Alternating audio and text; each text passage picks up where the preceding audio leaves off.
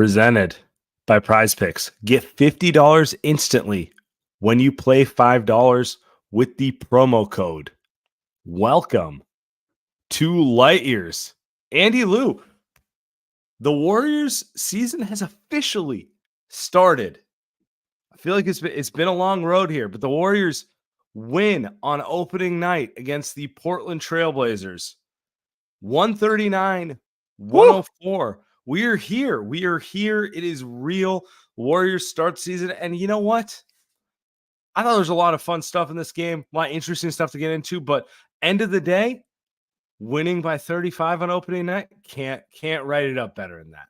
Just can't do it. Can't do it. Did Fitz say it was the largest margin of victory for the first game ever? I don't know if it was Warriors history or NBA history, but either way, Samuel, I believe, puts him on pace to be an NBA Finals champion. I believe that's what the 17 Warriors didn't do this. 15 Warriors didn't do this. 18 Warriors didn't do. 22 Warriors didn't do. No, I mean they look great tonight. Right? They looked awesome. We're gonna ignore the first 6 minutes tonight, but I mean it was a perfectly played 42-minute game. I thought so. I don't really know how they could have looked better throughout the last 42. So I don't know. I'm pretty excited, man. Gotta be.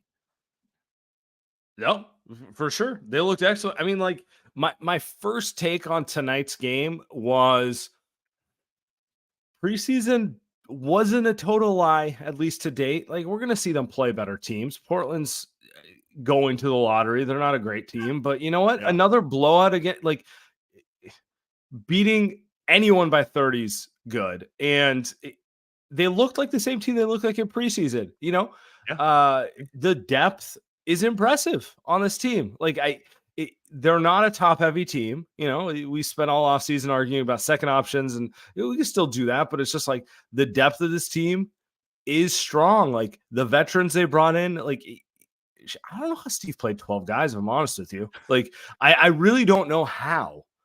And I don't know how guys in the first 12 min't, 13 minutes. I honestly don't know how he can do that long term going forward, but like it kind of fits this team right now. There, you know, it's Steph and Draymond and a bunch of really good players who are mix and match, right?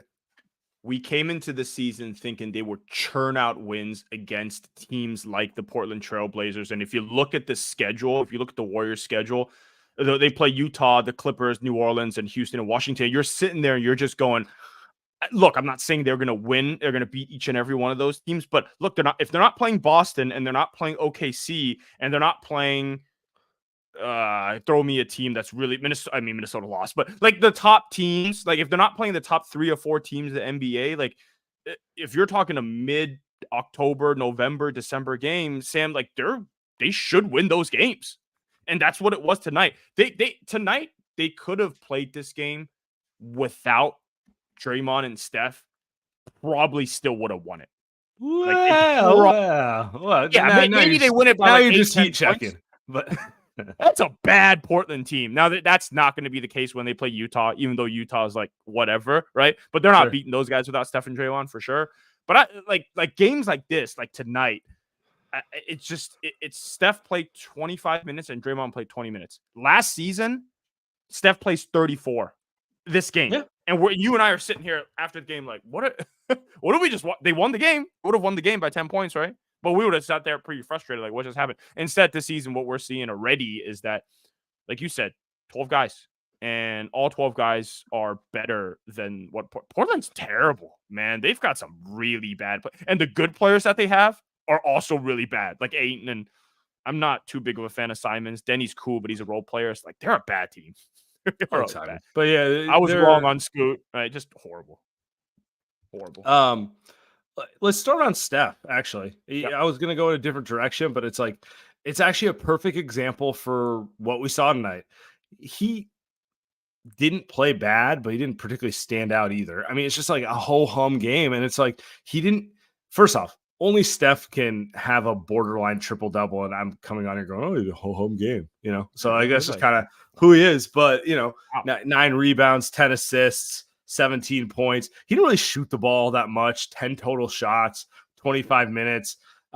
basically they decided somewhere in the middle of the second quarter, in the middle of the third quarter, to blow these guys out. And it felt like Warriors basketball for, we'll call it that 18-minute stretch there, Yep. where they were just running, and it was Wiggins in transition, it was Buddy Hield in transition, and Steph was in the middle of everything they were doing. He just wasn't the one who was, going nuclear, right? That sort of thing. But and that's kind of, I don't know if that's what they're going to be all year, but it does speak to a team that's, I think they're good. I think, you have a good Warriors team when Steph doesn't feel the need to have to take over at all times. Like, this was a very, we point. could beat the guys with me playing in the flow type of game. Yeah. And it's opening night, and it's against a team that's going to the lottery. So, I'll hedge away because I'm boring like that. But you know what?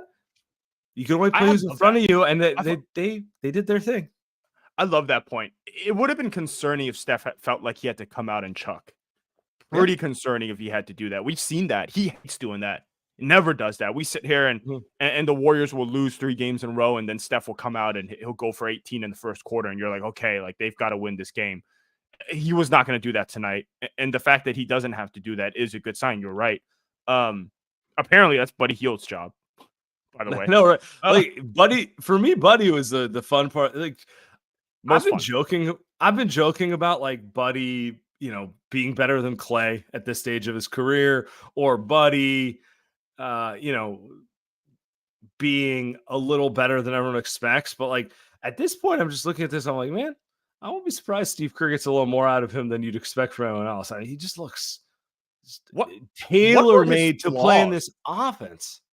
Why does he go bounce from team? You're higher on Buddy than I am, and I'm watching this game and I'm like, damn, I might be. I mean, because he's not doing anything that isn't sustainable. Like, sure, some threes just won't go in. Do other teams put that much attention to detail to getting shooters off ball? Ball, like it's really as simple as like Looney's a better screen setter than most players in this league, and they care to get him going. On other teams, they just want him to, stand in the kind of space. Yeah, exactly. And he ends up kind of taking the ball off the dribble, which, not his game. Right.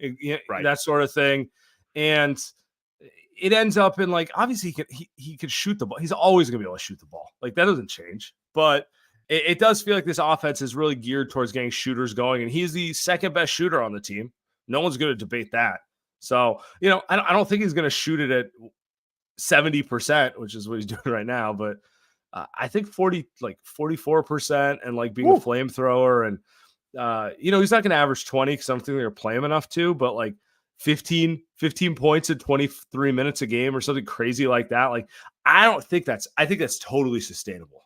Well, hold on. I mean, you mentioned that you don't think you're going to play him enough. The lineup that they closed with today in the first half was Steph, Pajemski, Buddy Hield at the 3, Draymond and TJD, and they went on that little mini run there to put them up 12 going into halftime.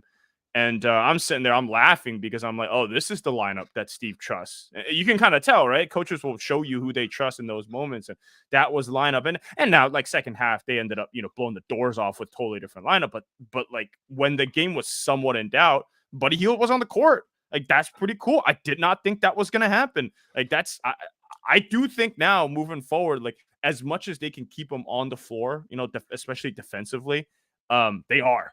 And, dude, 22 points in 15 minutes is some Clay shit. Like that. and 8 for 12, 5 for 7 from this. It's obscene. It's obscene. And to your point, as long as they can keep on the floor defensively, like they're not worried about Portland exposing him. Right. You play the Boston Celtics. It's a different story. It's offense for defense because they're going to try to pick on him, but we're not there yet. That's the thing. And so tonight he was the guy.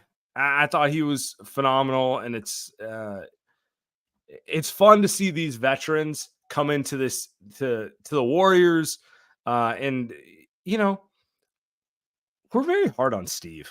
We really are. And I just want to give him a little credit here because like a lot of like Buddy Hield's probably wished for a decade he played for a coach like this. Like you watch this, it's like not every coach and every player are aligned But you could just see like Buddy Hield's like, I want to go there because I know I can be the best version of myself playing for that type of coach. You see how We're seeing happy it he right now. was? You see the Dude, smile on it? By the vibes, way, those guys vibes immaculate. are Absolutely insane. immaculate. Yeah. By the way, those got to be fake teeth. I mean, no way those are real, buddy. I don't know. I learned about veneers a couple months. Those got to be fake, right? But I don't know. The dude was so happy on the best slow mo. Anderson, the same thing. GP2 is always happy. I just think when I think we're gonna keep comparing this team to last year's and the last couple of years team probably for we got to put that. Yeah, we got to put that behind us at some point. But I think we're gonna keep doing it for a while. Not tonight, but like, look, I'm just saying, like the way that these guys are, the joy that they're, God, like Steve, he's doing his press conference right now. We're doing this live post game, but I bet you Steve's going to bring up the joy that they play with. He's going to bring up the strength in numbers we talked about, but all that stuff is core to the Warriors. It is, as much as it is kind of cringe sometimes, but you and I have been freaking doing this for a decade plus, man. Like we've been watching them for 3 decades. See the press conference, baby. Yep. So So it's just it is true, and it is nice to have a vibe shift because the last 2 seasons were a little miserable more often than not, and I would like to not feel like it's work to watch the Warriors. Like that's my number one thing. Even like Wiggins got in the fun tonight. He was smiling. Yeah. He hit 4 threes. Like he hit some big ones in the portion of the game that actually mattered. So I wanted to point that out, and then honestly, everyone else just let's talk Wiggins real quick because Wiggins was the leading score. Well, no, he wasn't the leading scorer, but he was the leading scorer. But Wiggins specifically when they went away from that starting lineup, he played excellent in the second and third quarter. Really, in the portion of the game where they're like, we're taking over. We know what we're doing. I don't want to say 2022 Wiggs, but he looked very good. I don't know how else to put it. The 3-point, I mean, he's just got such a laser 3-pointer. It kind of looks insane when it goes in. And that's the stuff in 2022 where you're saying, I mean, we just did the preview show and we're like, can he get to 75%? For sure tonight it was at 75%. Now let's see what happens when they play against better teams. But 84%, in my opinion. maybe 87. I think the key point here, though, dude, is what you just said is, look, man, are you going to put him in the right place to be that 84% of what you were? Because if he's in the right place, we're seeing it. And one game, but like last year, he played a majority of games, but he never looked like this, right? It's totally different. So, it's a matter of, is he playing the 3 or is he playing the 2, right? Because if he's playing the 3 and he's guarding 1s and 2s, man, it might be a good season for him. You're not moving off Wiggins if that's the case, right? So I thought that was Buddy Hield number 1 to me tonight, and then Andrew Wiggins was number 2, like things that just popped in my head. And then, I mean, Steph and Draymond, but whatever, like those guys are par for the course. But Buddy and Wiggins, man, those are the big 2 tonight. You want to talk about the funniest box score line of the night? It's Pods. 25 minutes, 0 points, plus 34. How does that even make sense? It's insane. 4 assists, 7 rebounds. Obviously, I've been bullish on Pods. I think the feel is off the charts. He just makes so many winning plays. And I expected the scoring to be improved this year. And maybe it will be. But I think a little too much Kool-Aid, thinking that it would like rapidly improve overnight. That's not how development works. That sort of thing. But he's got the mask on, though. He's got the mask on. Might be, but also it's just like it's dude, man. You throw him out there, good things happen. Like that's the reason why. That's just always the thing. When he was in there, they started getting into transition. Why? Because he looks ahead. He makes the extra pass. Like it's just, I don't know. Maybe the offseason was too long and I was expecting more growth than possible. Like he just kind of looks like he did last year, but just like, a little bit better, which is probably what you should realistically expect. I think a couple of my buddies texted me. By the way, I think you're right. I think it's a good call out. I didn't really think of Pods too much tonight, but couple of my buddies texted me if he could just and I know Steve has brought it up, and we've had Marcus come on the show. We've had all these guys come on the show. If he could hit the especially TK, who says this all the time, if he could hit the knockdown 3, he would just be so much better if he could just do that. Actually, you brought this up many, many times, but for some reason, he can't just hit the knockdown three so far in his career. So it's so weird to me. Only the step back, which is really Weird. bizarre, right? Yeah. Just the step back stuff. I don't know if that's sustainable unless he's, got the ball in his hands a lot. One thing I really, really would love to see, and this is a hilarious comment, by the way. Pods is the Steph Curry of Josh Hart's. He really is. He really. He's gonna be in the NBA for a long time. Long. How many charges tonight? Yeah. 2? 15, 300. I don't know. Yeah. No, it was 2 to 3, right? So what if we put Pod's feel for basketball in Kuminga's brain and skill level? I mean, that now we're talking about 7. That's what I'm telling you. $250 million player, buddy. That's what I'm telling you. But it's not what we're doing tonight. To your point about Pods, I just think that I think for me, the final thing about him is, I'm telling you, man, Steve playing him at the end of the second quarter. Like, he played 25 minutes. I know a lot of it is garbage time, and Steve just said they're going to play a 12-man rotation, but Pods ain't going nowhere. Like, he's going to play a lot of those. It's not going to be Moody. Honestly, tell you right now, Steve was ready to pull Kuminga from that rotation the first half. Like, he was. If this was a close game, I'm just saying this is not a bad thing. Let's talk about it on the other side. Okay. Let's talk about it on the other side. Okay. Right. But I hear you on Pods. When the game looked like, oh no, we're about to be in a dogfight with the worst team in the league. That's when Steve's like, Pods, get in there, make shit happen, do something. You do. Your point is correct. Coaches show you who they trust when things get a little uncomfortable. So, God, shout out to Steve. All right, Light Years Podcast. We're brought to you by Prize Picks. Get $50 instantly when you play $5. Use promo code Light Years. You guys know Prize Picks, best place to get real money sports action. You can now win up to 100 times your money on Prize Picks with as little as 4 correct picks. Prize Picks is the only real money daily fantasy platform with an injury insurance policy, so your lineups stay in play even if one of your players get injured. This definitely, you need this now for the NBA. A lot of injuries today in the NBA. DeJounte Murray broke his hand or something. A lot of injuries today. A lot of guys coming out. So good thing about Prize Picks, you got that injury insurance policy. If your player leaves in the first half and doesn't return, Prize Picks keeps your lineup live. Prize Picks, best place to get real money sports action. Join over 10 million users.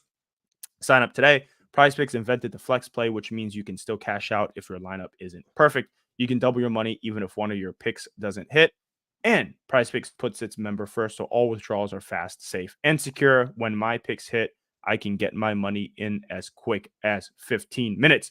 So sign up today, get $50 instantly when you play $5. $5. You don't even need to win to receive the bonus. It's guaranteed. Prize Picks also offers weekly promotions that can lead to big payouts like Taco Tuesday. Each Tuesday, Prize Picks discounts select player projections up to 25% to provide even more value for your lineups.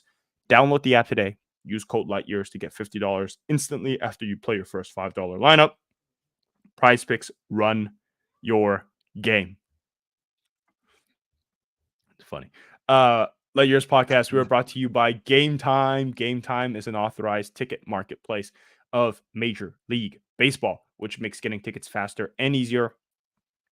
Prices on the Game Time app actually go down the closer it gets to the first pitch, with killer last-minute deals, all-in prices, views from your seat, and their lowest price guaranteed. Game Time takes the guesswork out of buying MLB tickets. Priority last-minute deals, you could save up to 60% off buying last minute for sports, concerts, comedy, theater, etc. World Series, I mean, that's the one. Authorized MLB marketplace. We're talking about the World Series. Half our listeners, 30% of our listeners, you guys are in LA, right? Another 20%, you guys are in New York. I mean, go get those tickets. I know they're going to cost an arm and a leg, but hey, if you're using Game Time, go wait right up to Game Time and go look at the tickets, see how much they cost. You can go check out Clippers at the Warriors on Chase Center. What do we got right here? Sunday night, baby. We got tickets under $100. This is a good deal. It's a good deal for opening night Warrior games. Yeah, it's a great deal. Yeah, you can roll up to Chase Center. By the way, did you see Chase Center number 3 arena ranked? I mean, come on, you could go to that Levi Stadium Sunday night if you want to go watch the Niners go up against it. I mean, dang, you got sports everywhere. You could get Game Time everywhere, both games, all the games, zone deals. You can save even more when you choose a section like Game Time. Choose the seats. Lowest price guarantee, or Game Time will credit you 110% of the difference. So take the guesswork out of buying MLB tickets with Game Time. Download the Game Time app, create an account, use code LIGHTYEARS for $20 off your first purchase. Terms apply. Create an account, redeem code LIGHTYEARS GHTYEARS for $20 off. Download Game Time today. Last minute tickets, lowest price. Guaranteed. The only part of this game that was questionable was the first 6 minutes. And it's kind of a meta question. So let's talk about it. The starting lineup, I personally did not think it was going to work. But Steve went with it. Steph Curry, Andrew Wiggins at the 2, Kuminga at the 3, Draymond at the 4, Trace at the 5. What proceeded for those next 6 minutes was some of the ugliest offensive basketball I've seen in a long time. They didn't hit a single shot, bad ball movement, just nothing good in any capacity. And, a few things stick out to me with it. And I just kind of want to ask you, Andy, first off, is that the least skilled lineup around a superstar in the NBA? I mean, neither one of your wings can dribble. One of them can't really shoot. And you have 2 bigs who can't space the floor. Like, it feels like a 1998 lineup where you just put 4 goons around a dude and you just try to get him every shot, which, like, low-key has been kind of, if you like pull back the curtain, that's kind of what the Warriors do anyway. But, not that. Well, you need a little more. Yeah. You need a little more connection is, I think, the point here. Like, just replace Kuminga with Pods, and all of a sudden this lineup is going to be real solid. It's going to be fine. Or replace whatever. Or replace TJD. I watched Minnesota against, just to answer your question, I know it's a rhetorical question, but Minnesota's starting lineup is pretty disgusting. I mean, Jesus Christ. Jaden McDaniels, Julius Randle, Rudy Gobert is fucking nasty. Real nasty. I feel bad for Ant, who I don't think I'm too high on Minnesota, but that's a rough concoction of players. Turns out they need a cat. But yeah, dude, this starting lineup, man, I know they played better in the second half.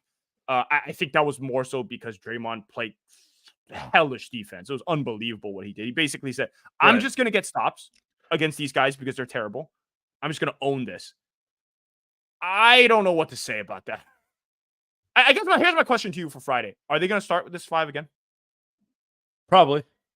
I think so. Here's the way I look at it. I think Steve's trying to prove a point. I just don't know who's trying to prove a point to. Because it goes against everything he believes basketball-wise. He likes guys who make the extra pass, who connect plays, who move. This is guys who generally don't pass the ball, right? So I feel like he stuck it out there just to show we cannot play this just because it sounds good on paper. I'm just curious who. You think it's for the front office? Or you think it's for maybe a one Jonathan Kuminga who thinks he's a small forward, and maybe the coaching staff is like, man, you're a good player, but you're not Kobe. That's not your role. Maybe you need to concentrate on being more of a like off-ball slashing wing who plays the 4 in the modern NBA. I really doubt it's or both. I really doubt it's the front office. Dunleavy's not an idiot. They're not sitting there and saying we gotta play Wiggins at the 2 and Draymond at the 4 and TJ at the fuck. You know what I mean? Like, no, bro. Like, this is not the front office. Plus, I'm sure the analytics, the numbers do not tell them to play Kuminga at the 3. There's only one. The numbers, I can confirm, the numbers do not support this lineup. Neither do the eye test. I don't think we need numbers. Nothing confirms. Kuminga wants to start. He wants to start. He wants to play a ton of minutes. He wants to play. MT was on the freaking show and told us he wants to play the 3. Draymond said, "You're a 4." Steve Kerr said, "You're not a 3." Or sorry, he said, "You're not a 4. You're not a 3." Like, it just, we don't know what he is. And I people got mad at me. It's like the first 6 minutes. I was like, dude, this is actually the first quarter, some of the worst basketball I've ever seen Kuminga play. He's better in the second half. He's much better in the second half. But they can't, Samuel, they cannot do this lineup consistently.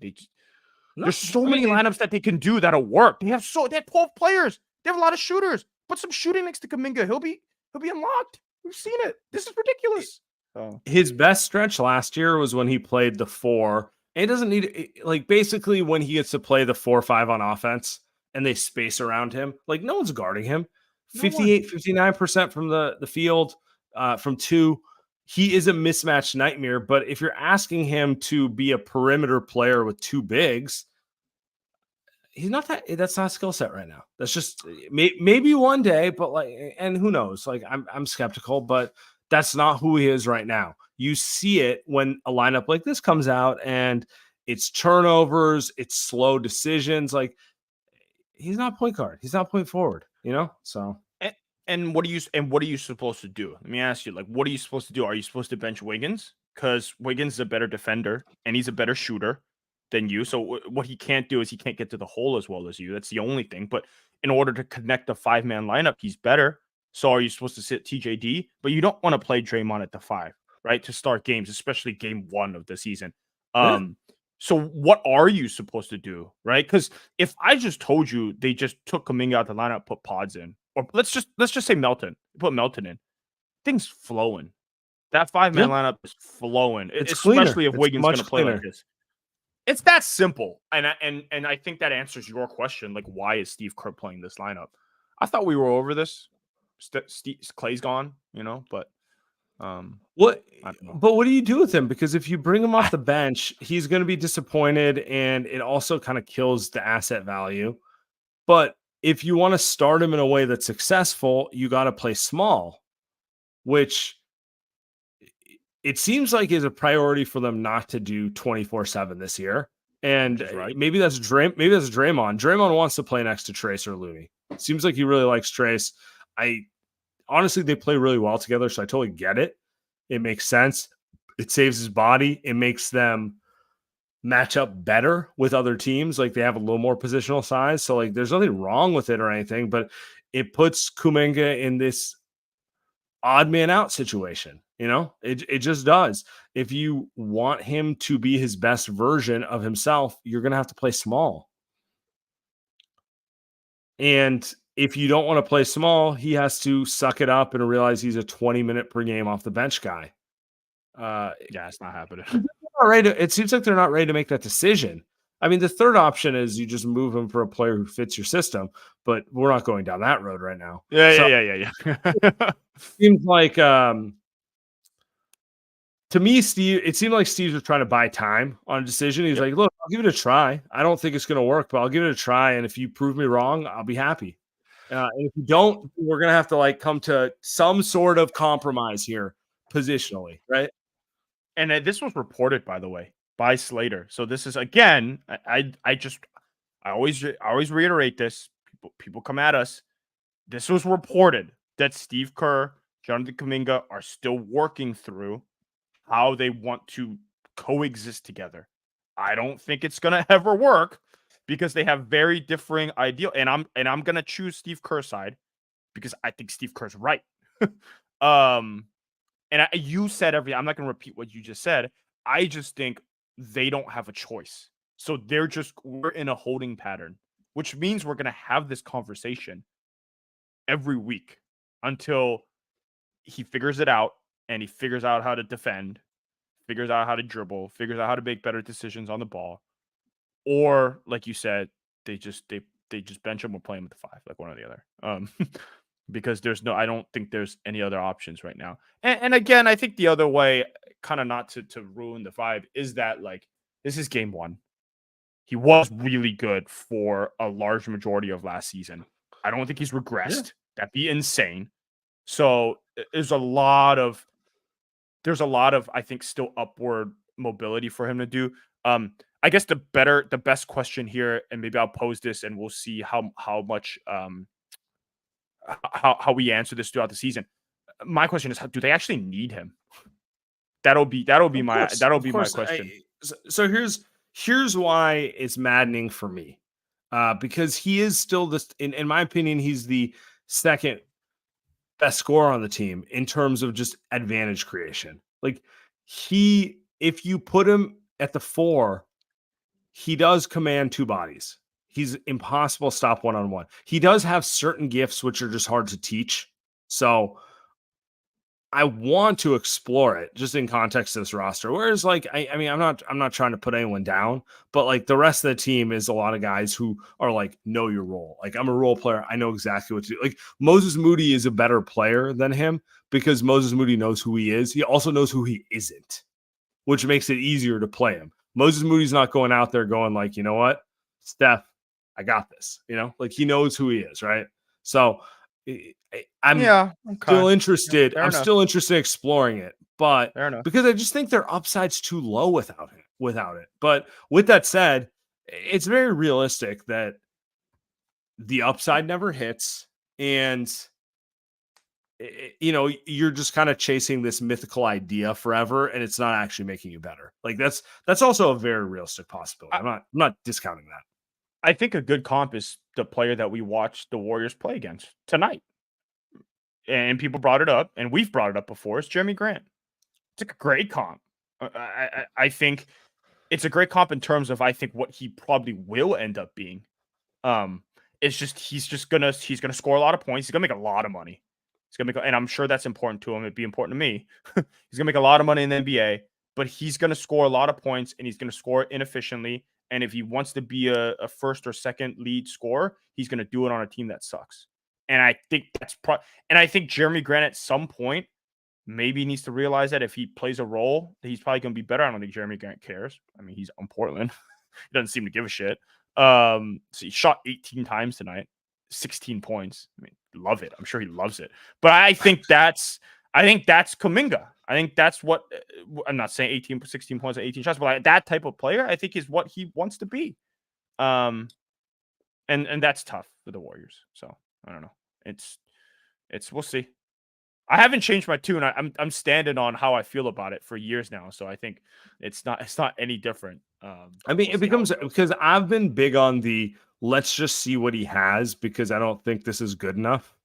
Like, kind of just like, well, this is a mediocre team, so you might as well see what you have because he go either way. I would not be surprised if everything you said was true, but I'd also not be surprised if something hit and he turned into an all-star, Yeah.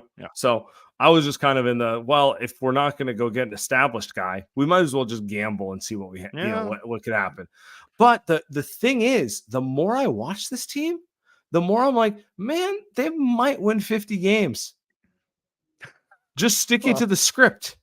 And if they can win at that clip, that puts pressure to, you're not that far off. So it would be amazing. Maybe you make a move to add that piece that changes you from a cute story 51 win second round team to like, oh, they might be a contender, because like I think that's what we're talking about. Like, I think as of right now, this roster looks like a cute story, right? Like they can 100%. Win a lot of games, 100%. They can make the playoffs, and then the glaring lack of counters outside of Steph will eventually rear its head.